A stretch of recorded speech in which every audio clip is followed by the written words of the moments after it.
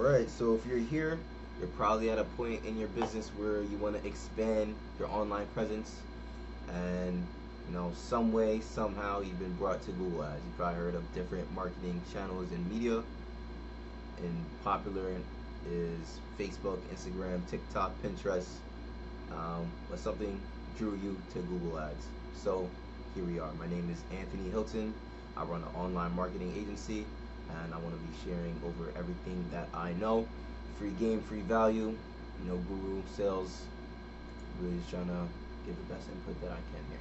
So let's jump straight into it. First things first.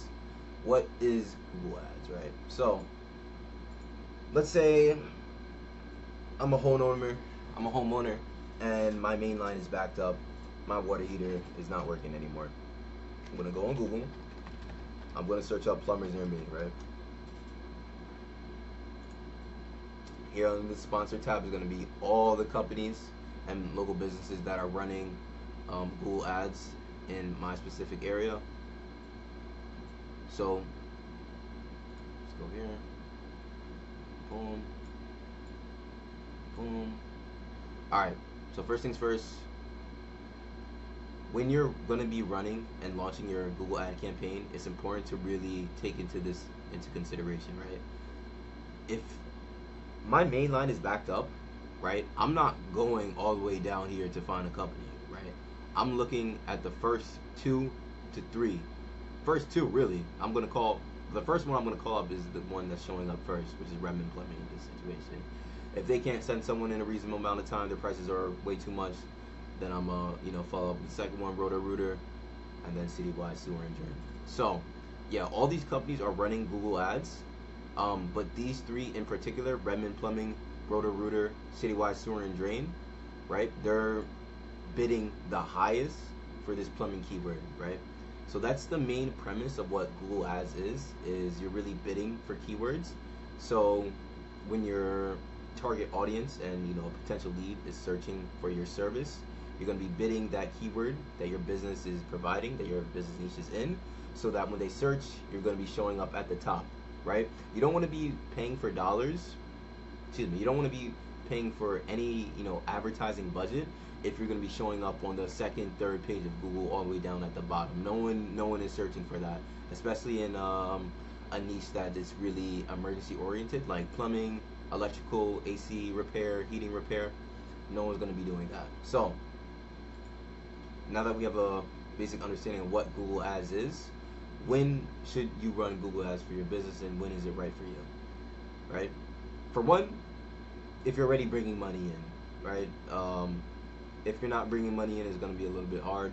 You may be better off starting off word of mouth.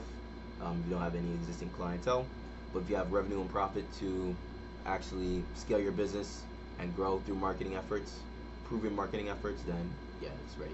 It's good for you. So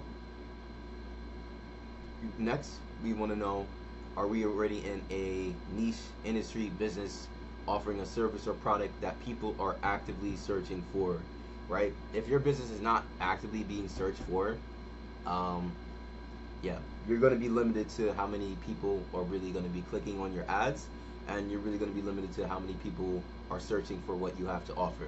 It's not like these different marketing platforms such as Facebook, Instagram, or TikTok, where the algorithm is feeding you to an unlimited amount of people.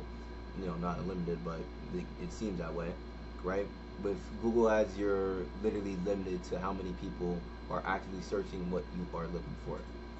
So next, if we're in a medium to large metro area that has a large amount of population, then Google Ads is going to be good for our business. If we're in like a small rural town in the backwoods of Mississippi, right, and we're running ads for our, massage clinic, the results are not going to be good. Your cost per acquisition is going to be through the roof.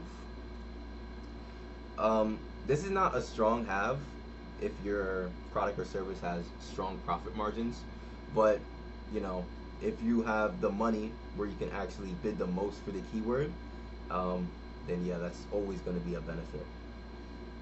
Next, if we have a landing page built to convert, right? So if we're sending our audience and our leads to just a generic landing page. It's not filling them into anything. It's not collecting any information to follow up with them and to track them in our CRM. Your Google Ads is not going to be the best, just because you're going to be paying for all this money in advertising, but if you don't have anything that's really going to grab your audience's information, then you failed yourself. And then lastly, we're prepared to test for 30 days minimum. Google Ads at the beginning stage is really just a collection of data to understand what our CPCs are going to be for the keywords that we're bidding against, what our competitors are bidding, right? So this is where manual bidding is going to come into place. Because, for example, if we don't know what Redmond or Roto-Rooter is bidding for plumbers near me, then we're going to have to go in and constantly and manually adjust. I recommend after each day, just up the CPC until we're at least number 2. Ideally, we want to be number 1 within this keyword. But if it's too much, then we got to find keywords that are going to fit our business, right? So here's a basic visual. Don't worry about the quality score. Don't worry about the ad rank. This is just a basic visual to kind of help understand. Make it look a bit clean. Yeah, this is just a basic visual to kind of understand exactly the process on how it works. So back to my example on plumbing companies, if we're bidding for the keyword plumbers near me, right? Advertiser A is, and our example is going to be Redmond Plumbing.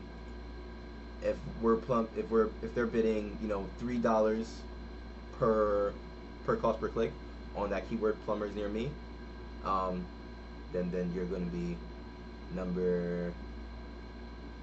they would be number 3 in this position, but you guys get the point. So yeah, that's pretty much the base premise of how it works. In the next video, I'm going to be going down really the metrics and really the costs involved with this and what you should be looking out for. So see you all in the next video.